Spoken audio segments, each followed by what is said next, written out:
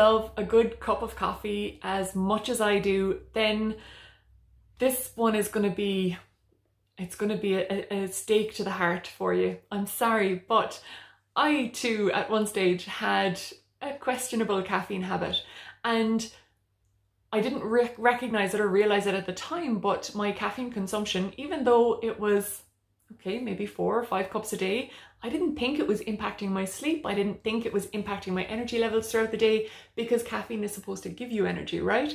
Now, without going into the science of it, there are receptors in our brain and in our system that attach to a chemical, mop it all up, and we don't feel sleepy anymore. We move on throughout our day, but caffeine also binds to these receptors. And when we drink our coffee first thing in the morning, and then that coffee wears off, that's how we end up having that 3 o'clock slump where we feel, oh my God, I just need that one thing. I need a bar of chocolate and, half a family packet of potatoes and a cup of coffee. So what I have attempted to do now is to give myself an hour to an hour and a half, about 90 minutes in the mornings, drinking herbal tea out of my china cup before I begin to have my 1 or 2 cups of coffee of the day.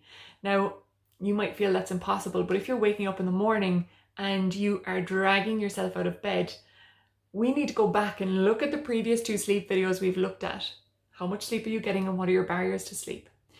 If your coffee or caffeine consumption is very high, dark chocolate, tea, caffeine or coffee, then you might want to look at reducing it a small bit. I started by introducing some caffeine-free coffee, which wasn't the worst in the world. And slowly but surely, those caffeine withdrawal headaches dissipated. And when I was supplementing with a little bit of extra caffeine-free coffee, it didn't feel so bad. Now, I really enjoy the flavor of coffee, but I was also drinking coffee right up until 8 o'clock in the evening, and that was impacting my sleep. Now I try not to drink coffee beyond 3 o'clock in the afternoon, and by the time I'm getting ready to go to bed at 10:30 or 11:15, the caffeine has reduced in my bloodstream in strength to about half of where it would have been when I drank the first cup. So we say that caffeine has a half-life of about 8 hours, and that means that after approximately 8 hours, it has reduced in strength in our bloodstream by half. So its potency is reduced by half. So that means that if we have a cup of coffee at 3 o'clock, add 8 hours to that, and by 11 o'clock, we're just about starting to wean ourselves down off the coffee.